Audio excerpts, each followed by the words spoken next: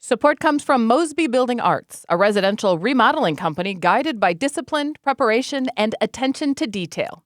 Call Mosby.com. This is St. Louis on the Air from St. Louis Public Radio. I'm Elaine Cha.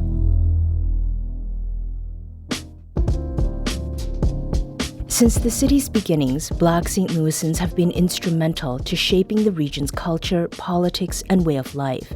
As we move into the latter half of this year's Black History Month, we'd like to bring you our 2023 conversation with the co-authors of the Reedy Press book, Black St. Louis, historian NiNi Harris, and the executive director of the George B. Vachon Museum, Calvin Riley.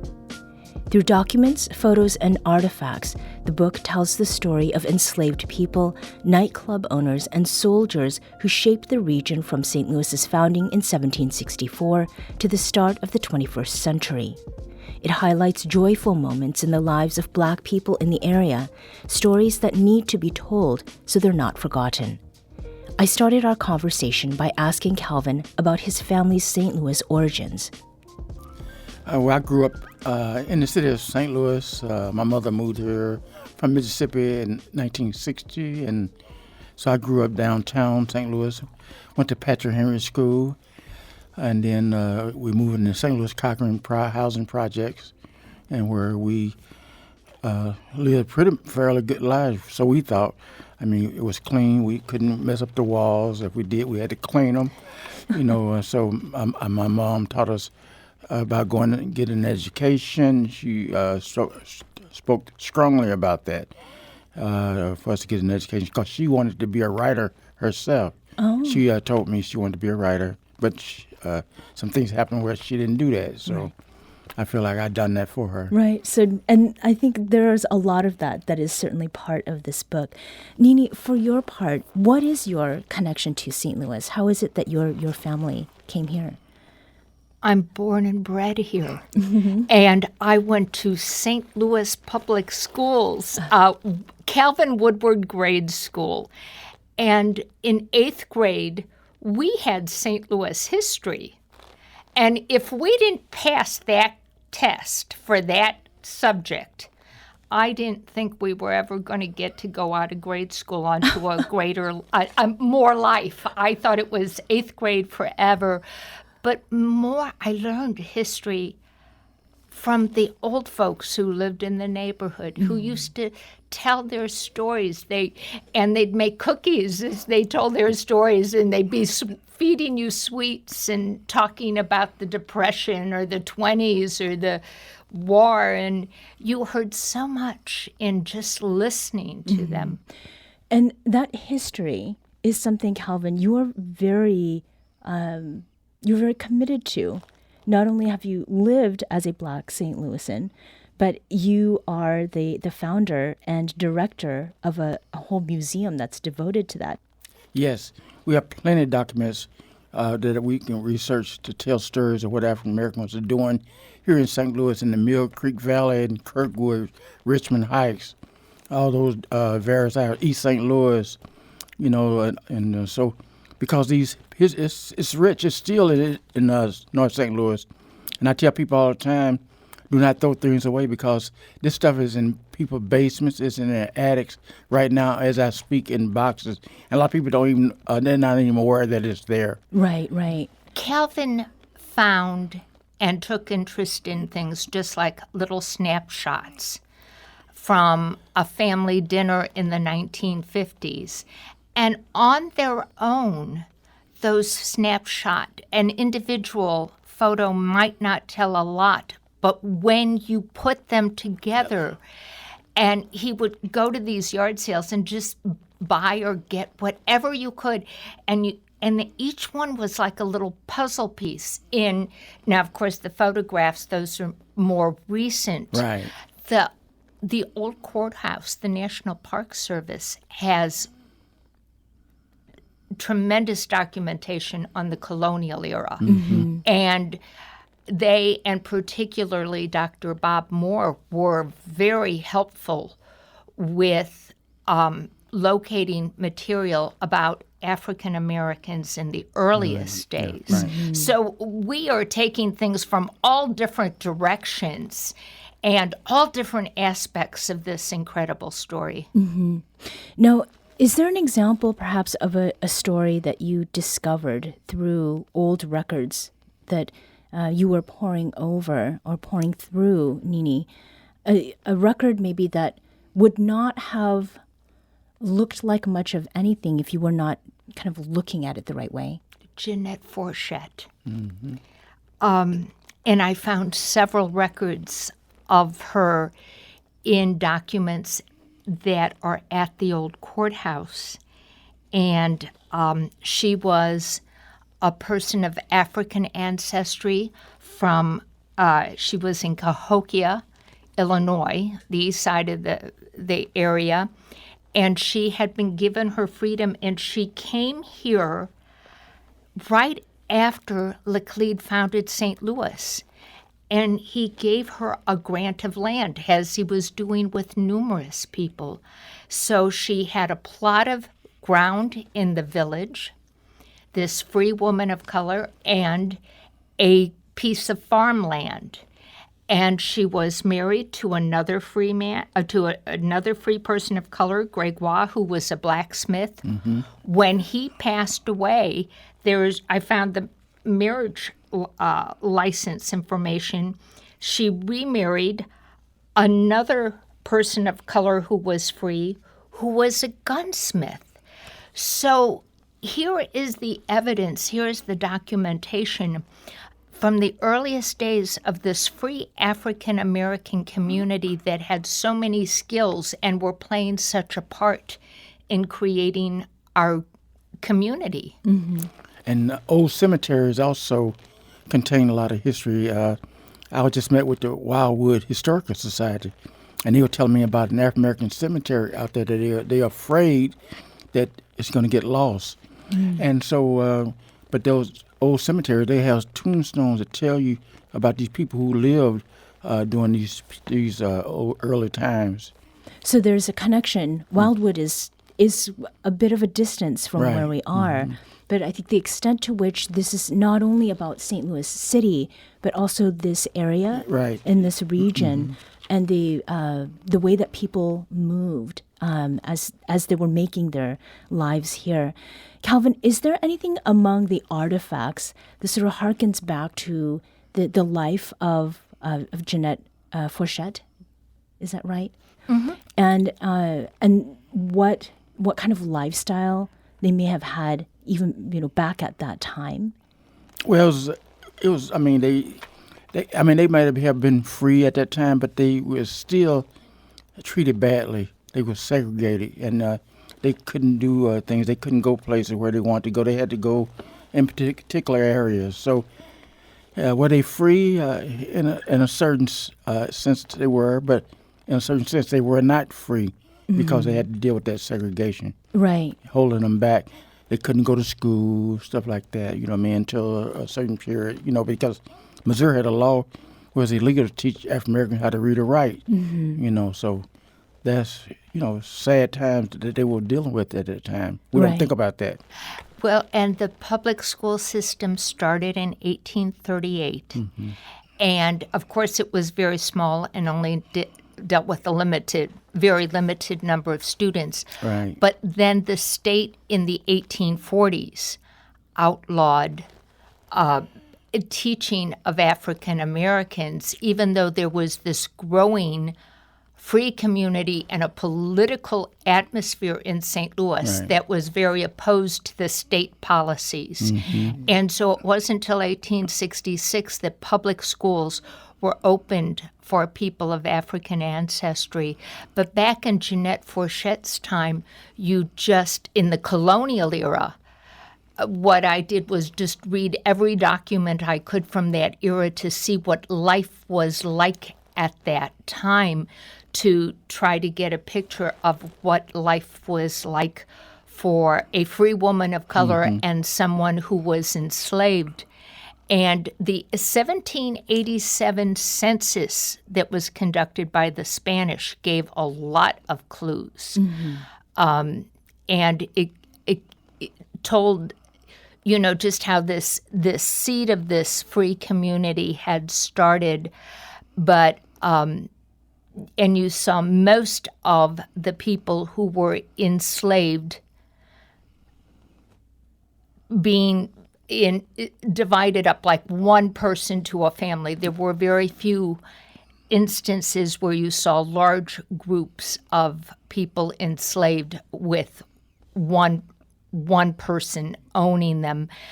The men appeared to do mostly farm work. The women did the laundry, the hauling of water, the cooking, all the taking care of the chickens, the cows. That they had farm lots in downtown that were 120 by 150 feet, and they had animals and herb gardens there, and the enslaved women would have been caring for those. Right. Now, something with this book, the photographs are really, really interesting. And I say interesting because the span of history that it is covering, NiNi, you're talking about the colonial times. We were talking about Jeanette Fourchette. There were some who were free, who were able to move in a particular way. But for most African American people in St. Louis, that was not the life that they could enjoy. And so one of the photographs, speaking of school, that really stands out to me are different pictures of classes. How is it that you have come to have so many of these kinds of photographs, Calvin, in the museum, and that have also been included in the book? Because I conduct estate sales and I clean out houses. I do buyouts in homes, and so in doing that, I look for early documents, and I look in attics. I usually find them in attics and basements. Been in trunks for many years, kind of like when I found the Vachon artifacts. The Vachons came to St. Louis because St. Louis public school teachers, the white teachers, did not want to teach the black children. And the St. Louis the Board of Education had to threaten them with their jobs to go in and teach the children. So the parents started protesting, and then that's how the Vachons came here in 1880 and became, John Vachon became principal of Delaney School and principal of Color School number 10, which later became Vachon Elementary. We need to take a quick break. We'll return shortly to my conversation with NiNi Harris and Calvin Riley, co-authors of Black St. Louis, when we return. This is St. Louis on the Air on St. Louis Public Radio.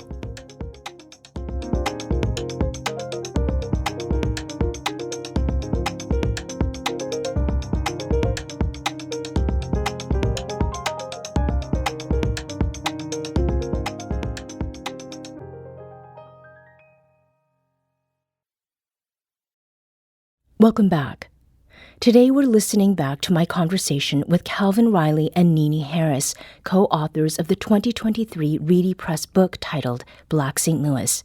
It's a volume full of photos, documents, and images of artifacts alongside text descriptions of the rich and inspiring history of African Americans in St. Louis, from the time of the city's founding to the start of the 21st century.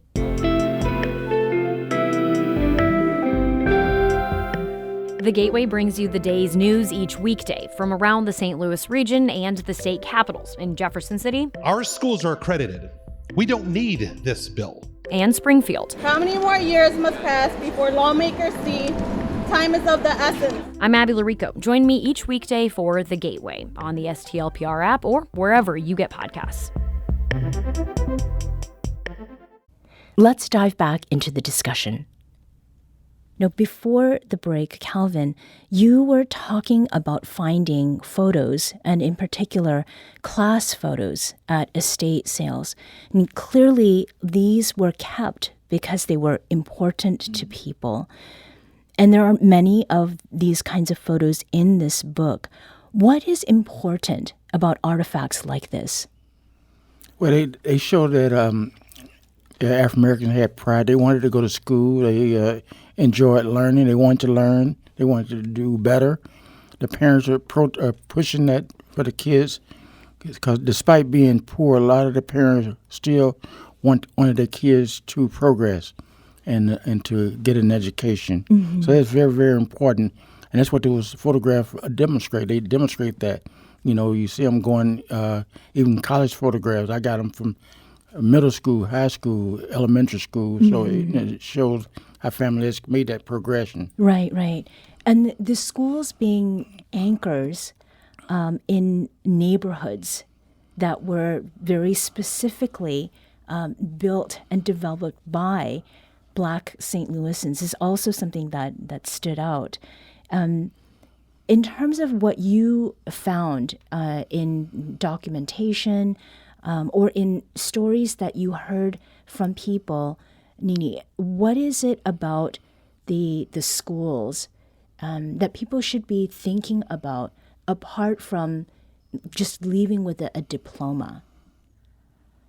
Oh, it was a focus of life. And if you think back to like 1860, slavery, this is a slave state, and 2% of the population is African American, only 2%. More are free than living enslaved.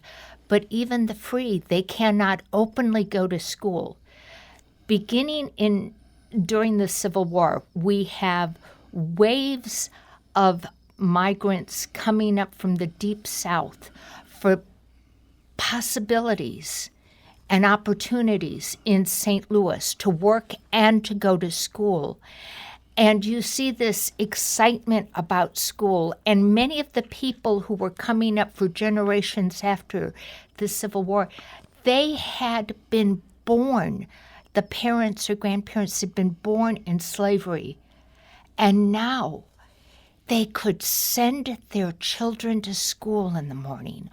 What an inspiring moment for them to think, I am going to achieve and my children are going to learn. This is an extraordinary movement in history. And our schools, they did great work. St. Louis Public, I'm very proud of so many wonderful programs they had. And this is something, obviously, the schools, it's been covered in other books. Calvin, for your part, was there some particular reason that it was important to include this in this book that you co-authored? Yes, because a lot of the people who I found artifacts of, they attended these segregated schools. They attended Sumner. They attended Vashon. They went to Kirkwood, and Mission Park, in those schools. So these are people that experienced that, and they live that life. So it's very, very important to show that people need to see it so it's not forgotten, and it must be talked about. Across the country right now, they're trying to decide what should be taught in schools for African American history. And my thing, I just say, tell the truth. That's all you got to do. You don't have to make anything up. The documentation is there. Just tell the truth. That's pretty much. Is there a story or some information, NiNi, in the book that sort of speaks to what Calvin is talking about, maybe something that fills gaps that exist even with sort of the number of books that already exist out there? Well, St. Louis Public Schools, again, start opening schools to serve Black children in 1866.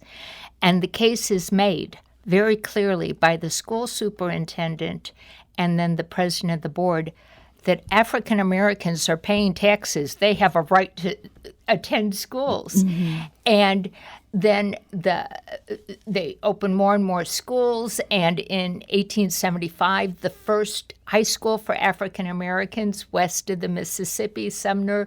A few years after that, they are hiring teachers of African ancestry, and they find enrollment increases among African Americans because now they have these role models teaching them.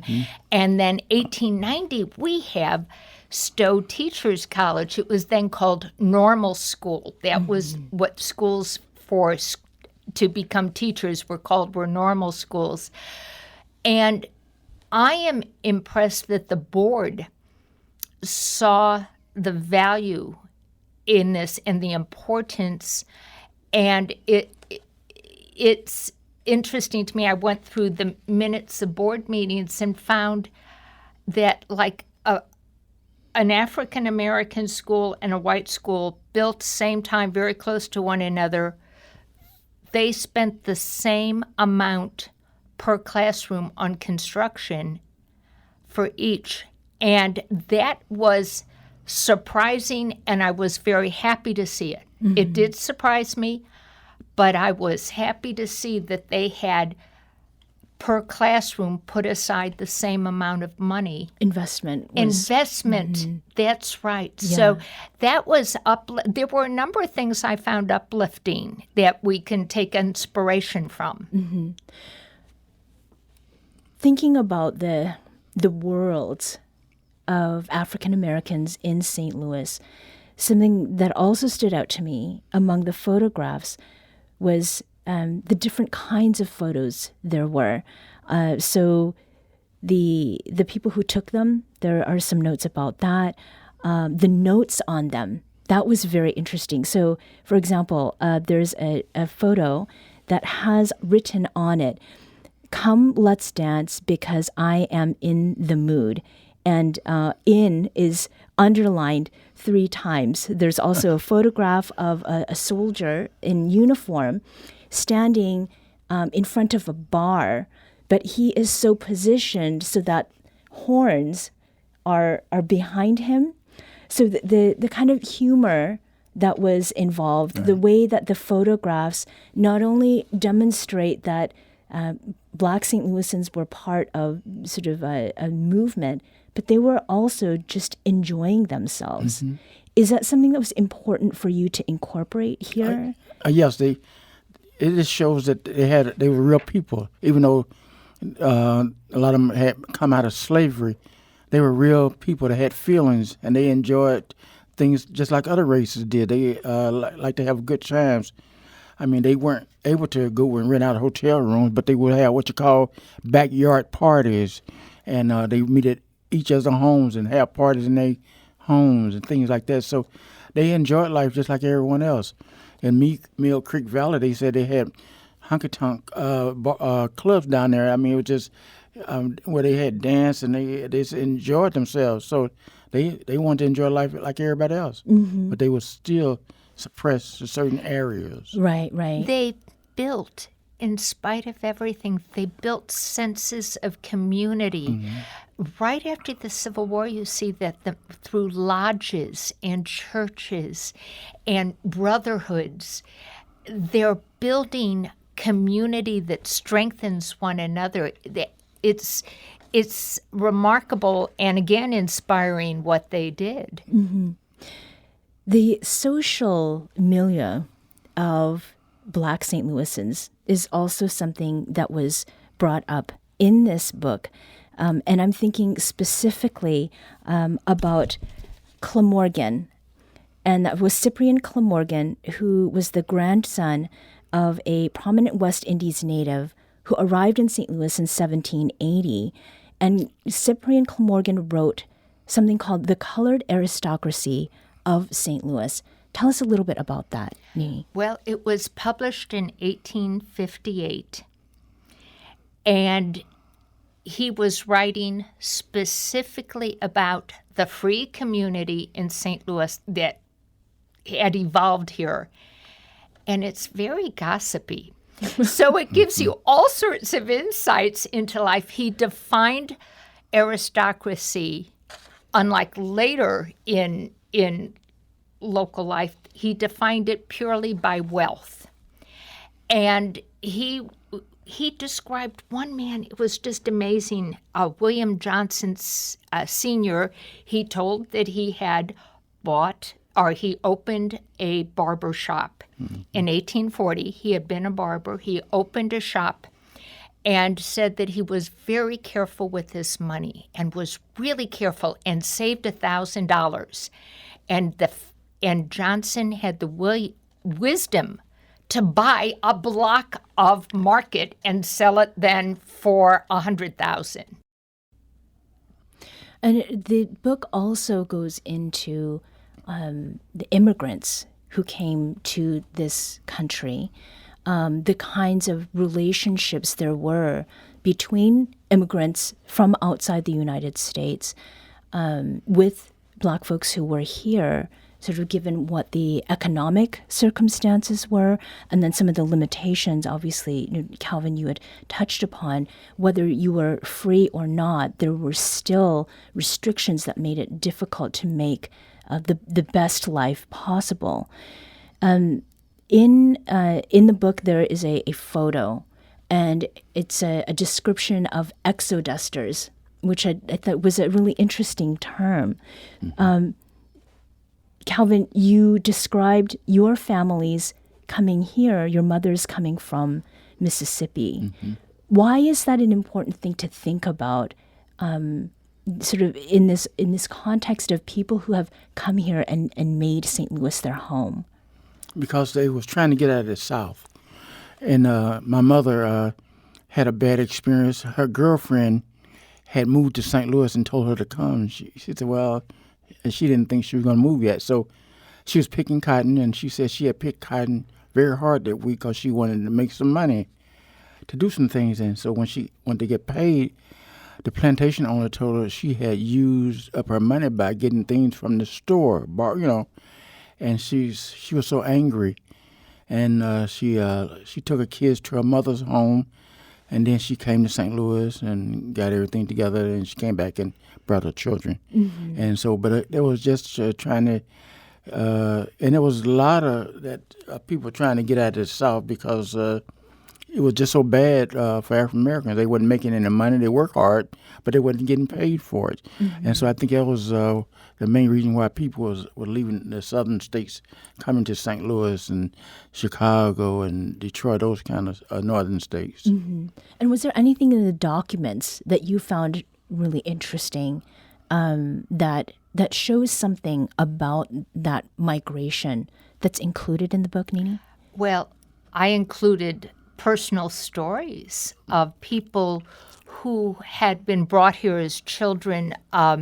Charlie Jones, from my own neighborhood, Charlie Jones, I was shocked to find out he was born in Mississippi. We all knew him as the mayor of Carondelet. Carondelet is my neighborhood, mm-hmm. and he, through his church and involvement in so many neighborhood things, took such a leadership role.